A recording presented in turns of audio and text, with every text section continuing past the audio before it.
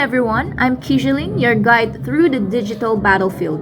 In this episode, we'll analyze the current environment at security enterprises to uncover the vulnerabilities we need to address. Let's dive in. Shibam, I heard that you've been assessing security enterprises. What have you got? Hey Gazleen, I discovered a lot of issues. Here's the situation.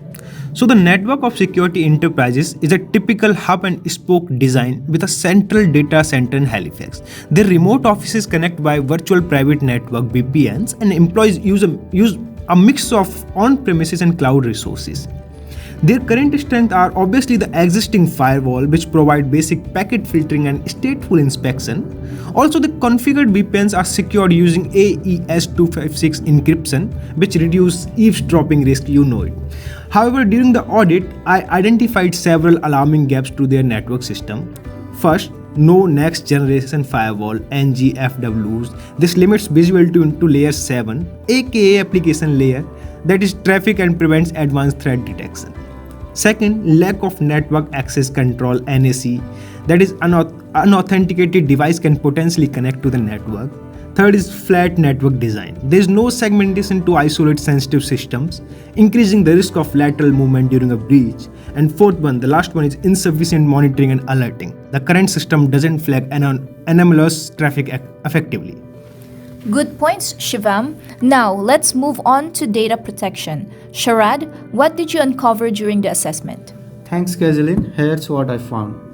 First of all, for data at rest, sensitive data stored on on-premises servers lacks encryption and file permissions are inconsistent, with overly permissive access in some departments. For data in transit, while most communications use HTTPS, some internal traffic between legacy applications remain unencrypted. And similarly, backups are performed weekly but lack redundancy and encryption. There's no verification process to ensure backups are valid. To my surprise, there's no data loss prevention DLP solution to monitor and prevent accidental or malicious data exfiltration. The lack of centralized encryption key management will leave the keys scattered across different teams. So even endpoints are not uniformly protected. For example, some machines lack up to data antivirus software or OS patches. So there is no centralized patch management system, which results in the inconsistencies across the device fleet. One other critical gap we found relates to insider threats. There is no mechanism to detect anomalous employer behavior, such as excessive data download or accessing system they don't usually use. This creates blind spot for insider risks. Excellent insights. These findings paint a clear picture of our challenges. Sharad, can you expand on forensic readiness and incident response gaps? Of course, Kazilin, their current tools are not scalable and struggle with modern threats like molymorphic malware or fileless attacks. Their evidence handling process is overly manual, which increases the risks of errors or tampering. No forensic workstation is available for detailed analysis of compromised system. And in addition, there are no formalized incident response plan or playbook. So employees are unclear about the steps to take during the incidents and leaving the team unprepared for real-world threats. Ooh, that is concerning. Let's summarize the major areas requiring immediate attention. Shivam, can you list them?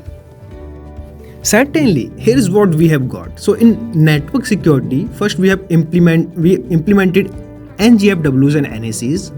We introduced network segmentation to limit lateral movement, and we deploy zero trust architecture.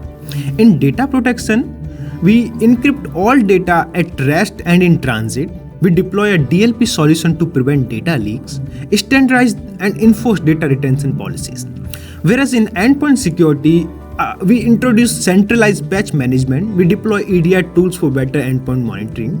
In forensic readiness and incident response, we set up a centralized logging solution like a SIEM, procure forensic tools and stabilize the secure evidence repository, and we develop a test and incident response plan. Thank you both. This detailed analysis has given us a solid understanding of where we stand. We've identified the vulnerabilities, but what's the plan to address them?